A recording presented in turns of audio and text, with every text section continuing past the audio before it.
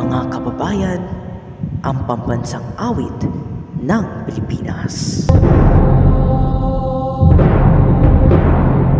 Kayang pag-iliw, pero sa silanganan, halab ng puso, sa dibdib mo'y buhay. Lupang ihirang, kuya parang malinig, sa malulong, di ka masisig, sa dagat at pulo, sa simoy at sa langit mo buhay. Kay dilagang tula at awit sa paglayang minamahal, ang isang lang panawan ay nakukayan ang pilipinig, ang bituin at araw ng kailan ay matinig.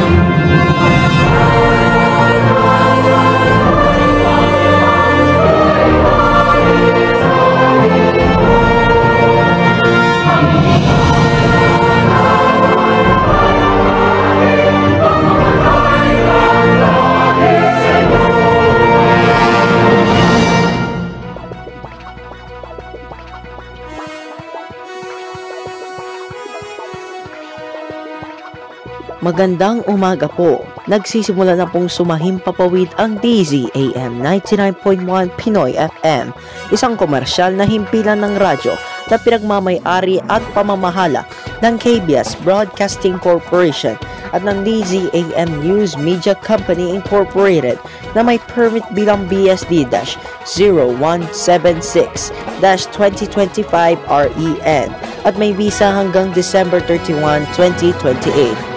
Ang opisina at studio ng DZAM ay matatagpuan sa KBS Broadcasting Complex along Broadcast City, Capitol Hills, Panay Avenue, Diliman, Quezon City, Metro Manila.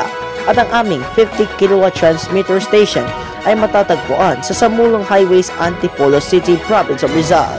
Ang Technical Division ay pinagmumunuan ni Engineer Erwin Santos, PECE number 00000067.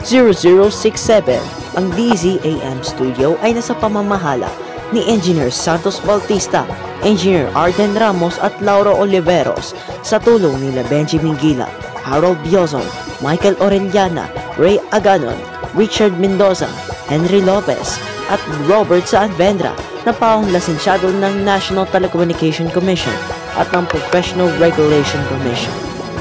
Ang DZAM transmitter ay nasa pamumuno ni Engineer Roland B. Garabiles at Engineer Bernardo D. Acosta, Transmitter Technicians, Giscrolo Drilon, Ronald Parungo at Reynan G. Royo sa tulong nila Nolmi Reforma at Robert Espanto na paong lisensyado po ng National Telecommunication Commission.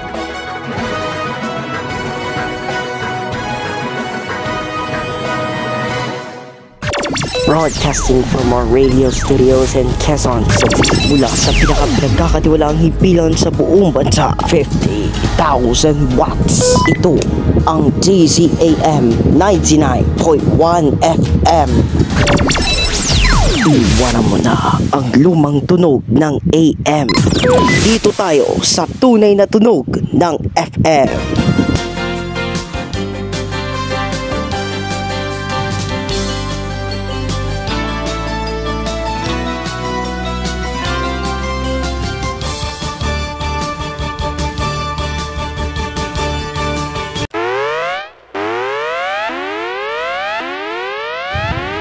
Patuloy na maglilingkod, patuloy magbibigay serbisyo sa bawat Pilipino saan man sa mundo.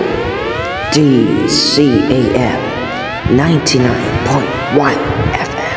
DZAM, subok na sa balita. DZAM, haligi ng katotohanan.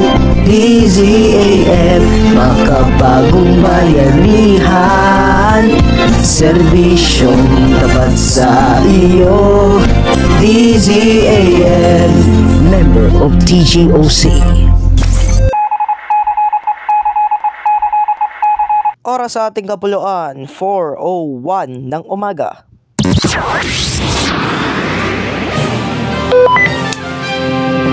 Narito ang mga nagbabagang balita na ikinalap ng DZAM News Media Company Incorporated at ang buong pwersa ng KBS News and Current Affairs Group.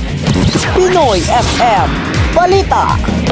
Pinoy FM Balita! At ngayon, narito ang inyong tagapagbalita.